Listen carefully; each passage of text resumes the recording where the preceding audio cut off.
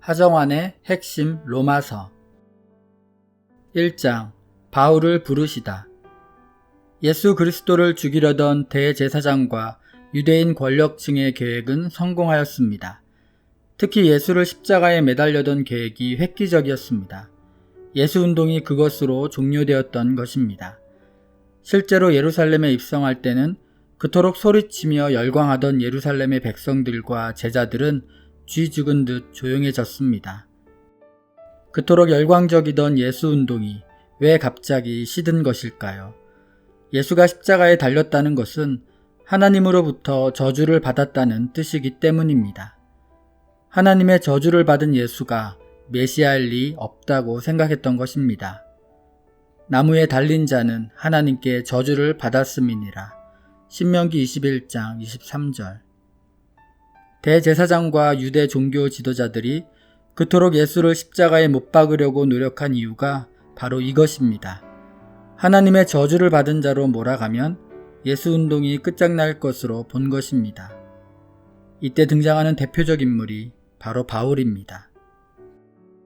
바울은 소아시아의 중심이며 헬레니즘의 문화의 본산인 다소에서 태어났습니다. 그는 가말리엘 문화에서 공부하였고 로마 시민권자입니다. 성전과 율법에 대한 열성을 예배 방식으로 여기던 열혈당 지지자로서 행동파 신학자이며 바리새인으로서 철저한 율법주의자였고 극단적 보수주의를 추종하는 산마이 학파에 속했습니다. 그런 바울에게 하나님의 저주를 받아 십자가에 못 박혀 죽은 예수와 그를 믿고 따르는 무리들, 곧 교회와 기독교인은 사라져야 할 대상이었습니다. 이 같은 이해 때문에 교회와 기독교인을 향한 핍박을 전혀 죄로 여기지 않았습니다. 오히려 핍박하는 일에 열심이었습니다. 그들은 율법을 어긴 자들이기 때문입니다. 바울의 열심은 스데반을 돌로 쳐 죽이는 일을 주동하게 했고 스데반이 죽어가는 것을 보면서도 그 죽임당함을 마땅히 여기는 모습으로 나타났습니다. 그는 잔인했고 살육을 일삼는 흡혈귀 같은 존재였습니다.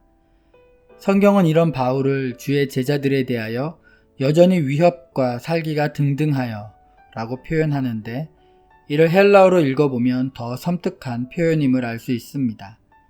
여전히 살기가 등등하다는 에피엠프네온 포누이인데 포누의 원형 포노스는 살인 혹은 살해라는 의미이고 엠프네온의 원형 엠프네온은 들이마시다, 숨쉬다 라는 의미도 있습니다.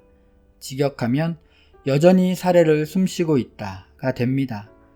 그러니까 바울은 마치 피맛을 본 흡혈귀 같은 살인마였습니다. 악해질 대로 악해져 더 이상 돌이킬 수 없는 지경에 이른 것입니다. 하지만 바울에게 이것은 여호와 하나님을 모독한 이들에 대한 열정적 응징일 뿐이었습니다.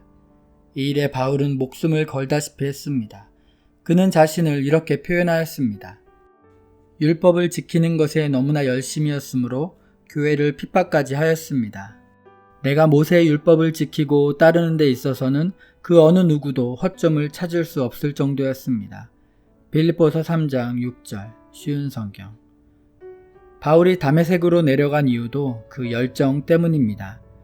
예수 믿는 이들을 잡아 죽이려는 것이었습니다. 그런 바울에게 메시아가 나타나셨습니다. 하나님의 현현이었습니다. 사울이 길을 가다가 다메섹에 가까이 이르더니 호련히 하늘로부터 빛이 그를 둘러 비추는지라. 사도행전 9장 3절. 하나님의 현현, 그것만으로도 엄청난 일인데 메시아가 하신 말씀이 더 기가 막혔습니다.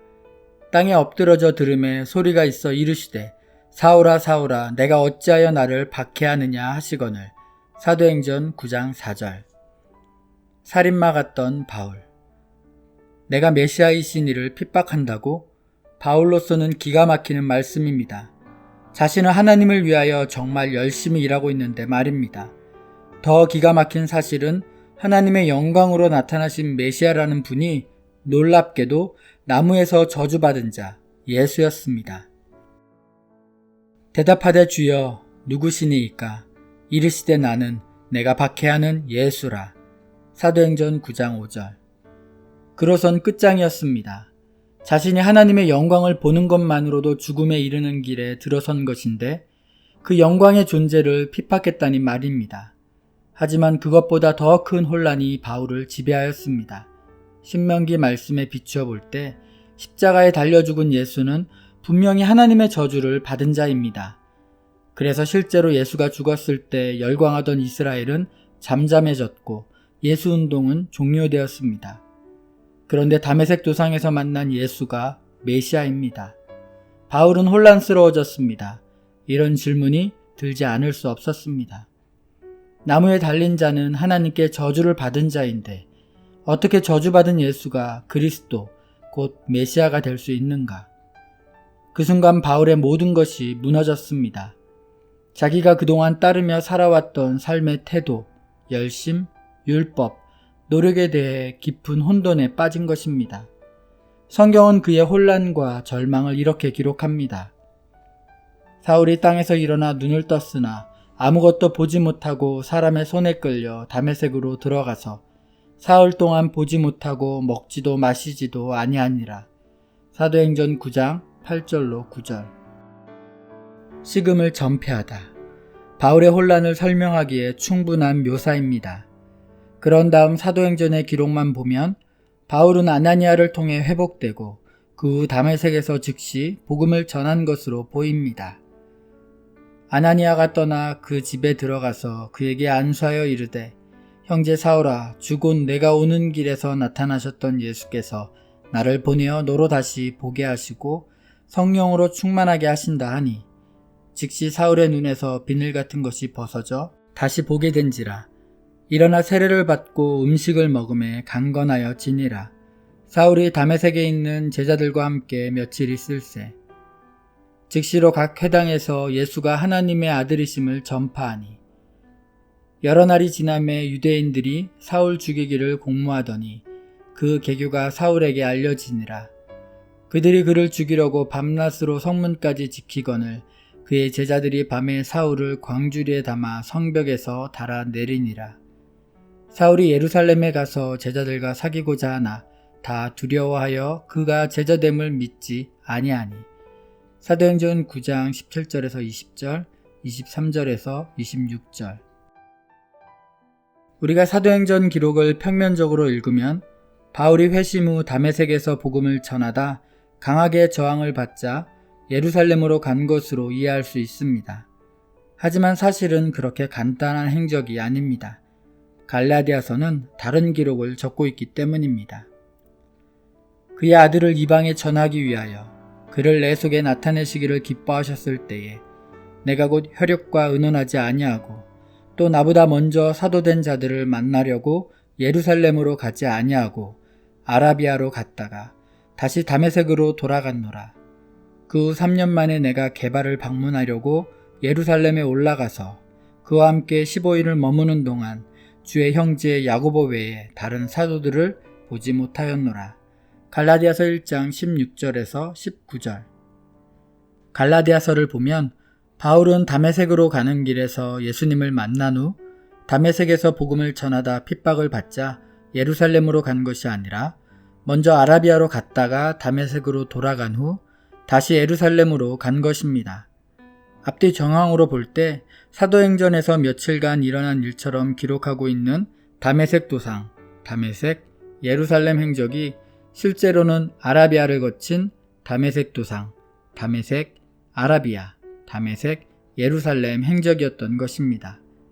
우리가 또한 주의해야 할 것은 그 후 3년 만에 예루살렘에 올라가서 라는 갈라디아서 1장 18절의 기록입니다. 얼핏 보면 그 후를 아라비아에서 다메섹으로 돌아온 후로 이해할 수 있지만 사도행전 9장과 비교해서 읽으면 3년이 다메섹에서 보낸 시간인지 아니면 아라비아에서인지 알 수 있습니다. 그의 제자들이 밤에 사울을 광주리에 담아 성벽에서 달아 내리니라. 사울이 예루살렘에 가서 제자들을 사귀고자 하나 다 두려워하여 그가 제자됨을 믿지 아니하니. 사도행전 9장 25절로 26절. 또 나보다 먼저 사도된 자들을 만나려고 예루살렘으로 가지 아니하고 아라비아로 갔다가 다시 다메섹으로 돌아갔노라. 그 후 3년 만에 내가 게바를 방문하려고 예루살렘에 올라가서 그와 함께 15일을 머무는 동안. 갈라디아서 1장 17절에서 18절. 이 같은 정황을 살피면 갈라디아서 1장 18절에 그 후 3년이란 다메섹 체험 후 3년이라고 보아야 옳을 것입니다. 이 같은 관심을 가지고 사도행전을 읽으면 바울이 다메섹에서 열심을 다해 유대인들을 복음으로 굴복시키려고 노력하는 과정에서 유대인들이 바울을 죽이려고 했기 때문에 바울이 예루살렘으로 올라간 시점은 그들로부터 피신하면서 3년이 지난 때였던 것을 알 수 있습니다. 치명적인 3가지 질문. 바울이 다메섹에서 예수를 메시아로 만났을 때 그에게 생긴 심각한 혼란을 정리하자면 다음 3가지 혼란스러운 질문이 생긴 것으로 보입니다. 첫째, 나무에 달린 자는 하나님께 저주를 받은 자인데 어떻게 저주받은 예수님이 그리스도가 될 수 있는가? 둘째, 자신은 예수를 직접 핍박한 적이 없는데 도대체 자신의 어떤 행위가 예수를 핍박했는가? 셋째, 자신이 정말 죄인이라면 왜 죄인 중에 괴수인 자신을 당장 죽이지 않고 살려두신 것인가? 이 같은 질문들이 바울을 사로잡은 까닭에 그는 사도행전의 기록처럼 회복되자마자 당장 예수를 그리스도라 증언하며 전도하지 못했을 것입니다. 이것이 많은 신학자들이 3년 동안 아라비아의 사막 체류설을 주장하는 이유이기도 합니다. 그중 유동식 박사의 설명이 흥미롭습니다. 그는 먼저 아나니아와 다메섹 교인으로부터 기독교의 복음에 대한 설명을 들었다. 그러나 그것으로는 만족할 수 없었다. 바울은 자기가 만나본 부활하신 그리스도를 이해하기 위해서 직접 하나님과 사귐을 가져야 한다고 생각했다. 그리하여 그는 다메섹을 떠나서 홀로 아라비아 사막으로 들어갔다. 거기서 그는 명상과 반성과 기도를 통해 하나님과 깊은 교제를 가졌다. 그리고 그가 만난 그리스도의 의미를 명확히 파악하였으며 그리스도 안에서 사는 자기를 다시금 인식하였다. 또한 그가 앞으로 해야 할 일들에 대해 그리스도께서 명하신 내용을 분명히 정리하였다. 유동식 박사가 주장하는 것처럼 바울이 예수에 대하여 누군가에게 배우지는 않았지만 누구보다 정확하게 예수를 알고 해석한 것은 예수님을 만난 경험과 함께 아라비아 사막에서의 깊은 묵상과 관련이 있음을 알 수 있습니다. 그런 바울이 3년 동안 아라비아 사막 생활을 마치고 돌아왔다면 앞에서 언급한 3가지 질문에 대한 답을 찾았다는 뜻입니다. 그가 묻고 찾은 첫 번째 질문과 답입니다. 신명기 말씀에 의하면 나무에 달린 자는 하나님께 저주를 받은 자인데 어떻게 저주받은 예수님이 그리스도가 될 수 있는가? 바울이 분명히 아는 것은 구약의 말씀이 틀릴 수 없다는 것입니다. 그렇다면 예수가 십자가에 매달려 저주받은 것은 사실입니다. 그래서 혼돈에 빠졌던 것입니다. 하지만 그가 아라비아 묵상을 통해 깨달은 것은 놀라웠습니다. 예수가 십자가에 매달려 죽음으로 저주받은 것은 사실이지만 예수가 받은 저주는 예수 자신의 죄로 인한 저주가 아니라 우리들의 죄를 대신 짊어지심으로써 받은 저주입니다. 물론 예수가 대신 받은 저주에는 바울 자신을 위한 것도 포함되어 있습니다. 바울은 그 놀라운 깨달음을 이렇게 적었습니다. 그리스도께서 우리를 위하여 저주를 받은 바 되사 율법의 저주에서 우리를 속량하셨으니 기록된 바 나무에 달린 자마다 저주 아래 있는 자라 하였음이라. 갈라디아서 3장 13절. 치명적인 첫 번째 질문이 해결되었습니다. 하지만 바울이 이해할 수 없는 두 번째 질문이 있었습니다. 예수가 하셨던 말씀 때문입니다. 사울아 사울아 내가 어찌하여 나를 박해하느냐. 사도행전 9장 4절. 예수를 직접 핍박한 적이 없는 바울에게 주님의 이 말씀은 놀라운 사실을 이해하게 해주었습니다. 그것은 그리스도와의 연합이라는 비밀입니다. 무릇 그리스도 예수와 합하여 세례를 받은 우리는 그의 죽으심과 합하여 세례를 받은 줄을 알지 못하느냐. 그러므로 우리가 그의 죽으심과 합하여 세례를 받음으로 그와 함께 장사되었나니 이는 아버지의 영광으로 말미암아 그리스도를 죽은 자 가운데서 살리신과 같이 우리로 또한 새 생명 가운데서 행하게 하려 함이라. 만일 우리가 그의 죽으심과 같은 모양으로 연합한 자 되었으면 또한 그의 부활과 같은 모양으로 연합한 자도 되리라. 로마서 6장 3절에서 5절. 바울은 우리가 그리스도 안에서 한 몸이 되었다는 사실을 깨달은 것입니다. 이와 같이 우리 많은 사람이 그리스도 안에서 한 몸이 되어 서로 지체가 되었느니라. 로마서 12장 5절. 예수님과 한 몸이 된 사람들이 기독교인이기에 기독교인을 핍박한다는 것은 예수님을 핍박하는 것과 같다는 인식에 이른 것입니다. 이 사실은 그에게 엄청난 충격이 되었습니다. 하나님이신 그리스도가 피조물인 인간과 자신을 동일시한다는 사실은 감당할 수 없는 감격이고 흥분되는 사건입니다. 이 사실을 깨달은 순간 바울은 더 이상 자신을 위해 사는 것에 의미가 없어졌습니다. 우리가 살아도 주를 위하여 살고 죽어도 주를 위하여 죽나니 그러므로 사나 죽으나 우리가 주의 것이로다. 로마서 14장 8절. 더 나아가 바울은 이제는 자신이 사는 것이 아니라 주님이 자기 안에 계셔서 주님이 사는 것이라고 고백을 하기에 이릅니다. 내가 그리스도와 함께 십자가에 못 박혔나니 그런즉 이제는 내가 사는 것이 아니요 오직 내 안에 그리스도께서 사시는 것이라. 이제 내가 육체 가운데 사는 것은 나를 사랑하사 나를 위하여 자기 자신을 버리신 하나님의 아들을 믿는 믿음 안에서 사는 것이라. 갈라디아서 2장 20절.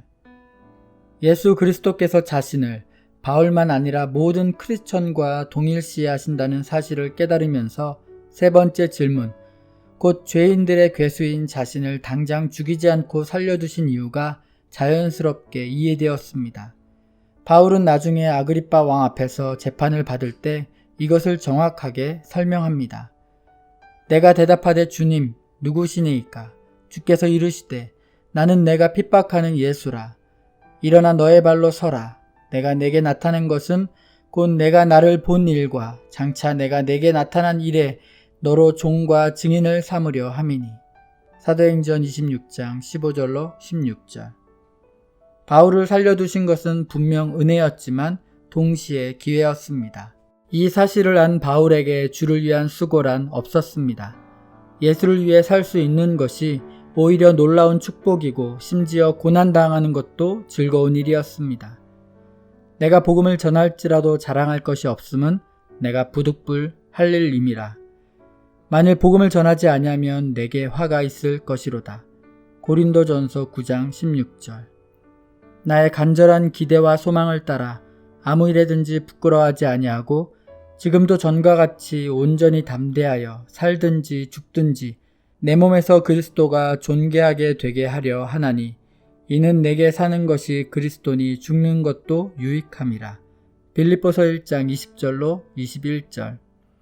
이런 까닭에 바울은 로마의 감옥에 연금되었을 때도 즐거워했습니다. 주를 위해 죽을 수 있기 때문입니다. 심지어 하나님의 사람들을 위해 살 수 있다는 것은 견딜 수 없는 쾌락이었습니다. 그의 고백을 들어보면 알 수 있습니다.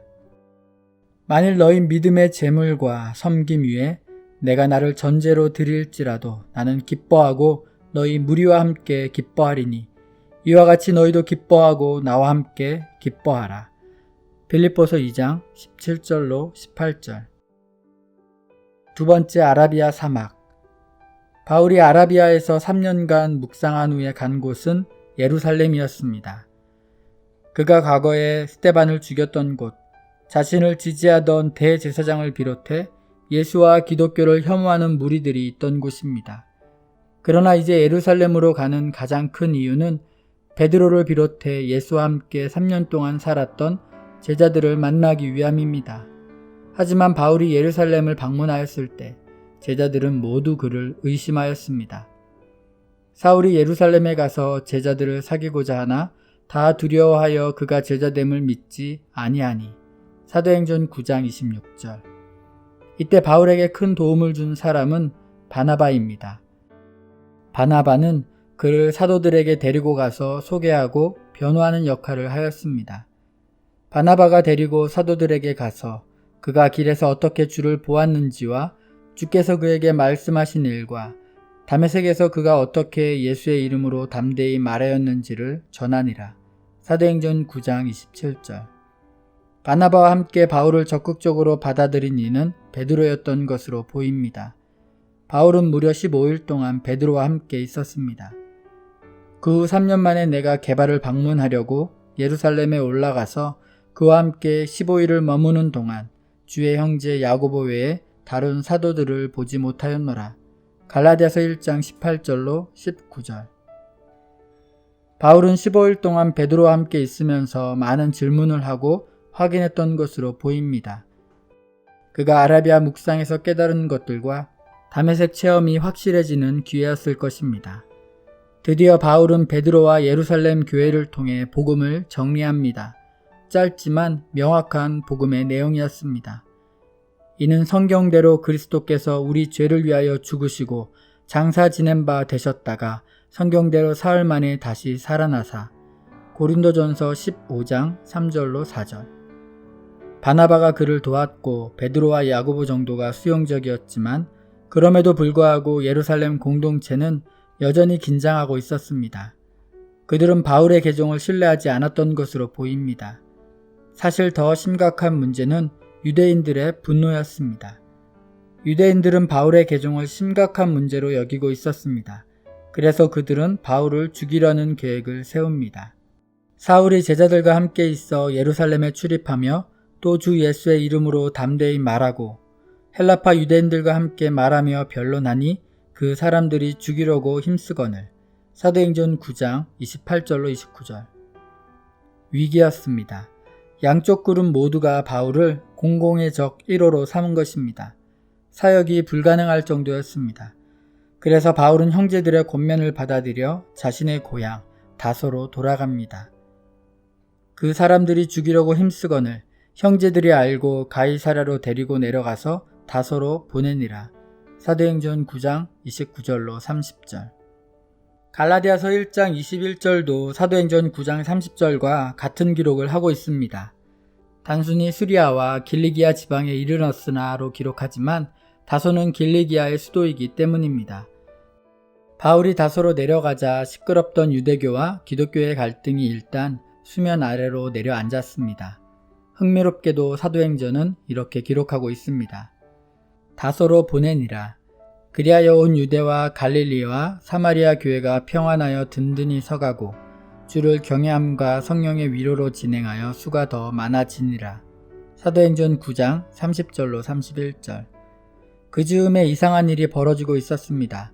스데반을 비롯한 크리스천에 대한 바울의 박해 사건 여파가 복음의 확장의 역사로 전개된 것입니다. 그때 스데반의 일로 일어난 환란으로 말미암아 흩어진 자들이 베니게와 구브로와 안디옥까지 이르러 유대인에게만 말씀을 전하는데 그 중에 구브로와 구레네 몇 사람이 안디옥에 이르러 헬라인에게도 말하여 주 예수를 전파하니 주의 손이 그들과 함께 하심에 수많은 사람들이 믿고 주께 돌아오더라. 사도행전 11장 19절로 21절. 스데반 사건으로 흩어진 헬라파 기독교인들이 전방위적으로 말씀을 전하는 사건이 벌어진 것입니다. 스데반 집사의 죽음이 복음 전파의 절박감을 더 갖게 한 것으로 보입니다. 특히 베니게, 구브로, 안디옥 등으로 흩어진 곳에서 말씀을 전하자 수많은 사람들이 복음을 받아들였습니다.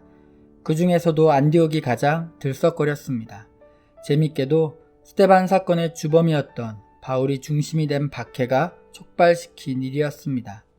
이 같은 소식에 예루살렘 교회가 놀랐습니다. 예루살렘 교회는 가장 신뢰할 만한 지도자이며 거의 사도 수준인 바나바를 안디옥으로 파송합니다. 새로운 종족의 등장. 여기서 바울을 말하기 전에 바나바를 좀 살필 필요가 있습니다. 사실 바울 때문에 과소평가된 느낌이 있지만 바나바는 초대교회와 이방인 선교회에서 매우 중요한 인물입니다. 예루살렘 교회는 오순절 성령 체험 후 매우 뜨거웠습니다. 당시 초대교회는 세상과 물질보다 하나님 나라에 더 큰 관심을 갖고 있었습니다. 그런 초대교회의 놀라운 동력을 일으킨 사건 중에서 대표적인 것이 바나바 사건입니다. 원래 레위인이었던 바나바는 구브로에서 태어난 헬라파 유대인입니다. 그가 예수를 믿으면서 자신의 밭을 팔아 사도들에게 내놓은 것이 그 사건의 발단이었습니다. 구브로에서 난 레위족 사람이 있으니 이름은 요셉이라. 사도들이 일컬어 바나바라 하니 그가 밭이 있음에 팔아 그 값을 가지고 사도들의 발 앞에 두니라. 사도행전 4장 36절 37절. 그는 사도들의 가르침을 따라 행동한 것입니다. 이어 5장에서 아나니아와 삽비라가 바나바를 흉내내어 땅을 팔아 바치려 했다가 빗나간 이야기가 등장합니다. 이 같은 상황으로 볼 때 바나바는 매우 믿을 만한 예루살렘 교회의 지도자였습니다. 그래서 바나바를 안디옥으로 보냈던 것입니다. 바나바가 안디옥으로 내려가 사역하면서 교회는 안정적으로 부흥하였습니다. 교회가 부흥하자 바나바는 자신의 동역자로 바울을 생각합니다. 드디어 바나바가 다소에 칙거하던 바울을 불러냈습니다. 그와 함께 안디옥 교회에서 사역을 하였는데 놀라운 부흥이 일어났습니다. 예수에게 미친 사람들이란 뜻인 그리스도인이라는 명칭이 붙은 것도 이때였습니다. 새로운 종족으로서 그리스도인의 등장이었습니다. 그 즈음 예루살렘은 흉년이 들어 매우 어려운 상황이었습니다. 그때 안디옥 교회가 예루살렘 교회를 위해 헌금하고 그 전달자로 바나바와 바울을 선택합니다. 이 부분은 갈라디아서 2장 1절과 연결됩니다. 14년 후에 내가 바나바와 함께 디도를 데리고 다시 예루살렘에 올라갔나니. 갈라디아서 2장 1절. 우리가 주의해야 할 것은 바로 14년 후에라고 언급한 부분입니다. 이 언급은 바울이 다소에 어느 정도 머물러 있었는지 추측하게 하기 때문입니다. 재구성을 해서 살피면 바울은 아라비아에서 3년을 보낸 후 예루살렘으로 방문했습니다. 하지만 거기서 강력한 반대에 직면하자 다소로 내려갑니다. 그리고 안디옥 교회의 부흥으로 바나바가 파송되고 이어 바나바가 바울을 데리러 다소로 갑니다. 그때부터 바울은 바나바와 같이 사역하지만 이내 예루살렘에 헌금을 전달하러 올라갑니다. 그때가 다메섹 체험 후 14년이 지난 시점이었습니다. 그렇다면 바울은 아라비아 사막에서 3년, 그리 길어 보이지 않는 바나바와 함께한 안디옥 교회의 사역 기간을 빼면 길게는 10년, 적게 잡아도 5년 이상 다소에 칩거하고 있었다고 계산할 수 있습니다. 어쩌면 이 기간 동안 바울은 신학을 정리하고 체계화하는 기회를 가졌을지 모릅니다. 그것이 또 다른 의미의 아라비아 사막 경험이라고 부를 수 있는 이유입니다. 하나님의 절묘한 준비. 거의 바울 행전이라고 불릴 만큼 바울에 대한 기록이 가득한 사도행전에서 9장 32절부터, 즉 바울이 다소로 내려간 후부터는 안디옥 교회와 바울이 다시 등장하는 11장 19절까지 바울에 대한 기록이 전혀 없습니다. 그 사이에 베드로에 대한 흥미로운 기록이 등장합니다. 베드로는 욥바에 있는 죽은 여제자 도르가의 집에 갔다가 그를 살려냅니다. 그것이 욥바의 부흥으로 이어집니다. 그리고 여러 날을 피장이 시몬의 집에 머물게 되었는데 그곳에서 보자기 환상을 봅니다. 그런 다음 로마 백부장 고넬료를 만나게 되고 그곳에서 말씀을 전할 때 성령이 임재하는 역사를 경험합니다. 그때 베드로가 모든 법칙을 깨고 그들과 밥을 먹고 세례를 베풀었습니다. 베드로의 이 같은 행위는 예루살렘 교회의 강력한 항의에 부딪힙니다. 그것이 11장의 이야기입니다. 하지만 예루살렘 공동체는 베드로의 말에 결국 동의합니다. 오순절에 임했던 성령의 역사가 똑같이 임했기 때문입니다. 내가 말을 시작할 때에 성령이 그들에게 임하시기를 처음 우리에게 하신 것과 같이 하는지라. 내가 주의 말씀에 요한은 물로 세례를 베풀었으나 너희는 성령으로 세례를 받으리라 하신 것이 생각났노라. 그런즉 하나님이 우리가 주 예수 그리스도를 믿을 때에 주신 것과 같은 선물을 그들에게도 주셨으니 내가 누구이기에 하나님을 능히 맡겠느냐 하더라. 사도행전 11장 15절로 17절. 드디어 예루살렘 교회가 이방인 사역을 인정하는 순간이었습니다. 이렇게 기록하고 있습니다. 그들이 이 말을 듣고 잠잠하여 하나님께 영광을 돌려 이르되 그러면 하나님께서 이방인에게도 생명을 얻는 회개를 주셨도다 하니라. 사도행전 11장 18절. 그리고 이어지는 절묘하고 놀라운 역사를 예루살렘 교회가 듣습니다. 그때 스데반의 일로 일어난 환란으로 말미암아 흩어진 자들이 베니게와 구브로와 안디옥까지 이르러 유대인에게만 말씀을 전하는데 예루살렘 교회가 이 사람들의 소문을 듣고 바나바를 안디옥까지 보내니. 사도행전 11장 19절 22절. 그때에 곧 하나님이 정해놓으신 때가 있었던 것입니다. 다소에서 약 10년 전후의 세월 동안 바울은 분명 많은 연구를 통해 복음을 전할 준비를 하고 있었을 것입니다. 그리고 하나님은 예루살렘 교회의 변화를 준비시키고 있었습니다. 이것이 바나바와 베드로가 바울과 함께 일하게 되는 배경이 되었습니다. 그렇게 10년 전후의 세월을 보내던 어느 날 안디옥 교회의 바나바가 바울을 찾아와 같이 일하자고 제안했습니다. 바나바가 바울을 기억하고 있었던 것입니다. 아니, 하나님이 기억하고 계셨습니다. 이제 바울이 본격적으로 사역하기 시작합니다. 바울이 드디어 역사의 전면에 나서는 순간이었습니다. 다메섹 체험 후 14년 만이었습니다. 1장 바울을 부르시다. 하정환의 핵심 로마서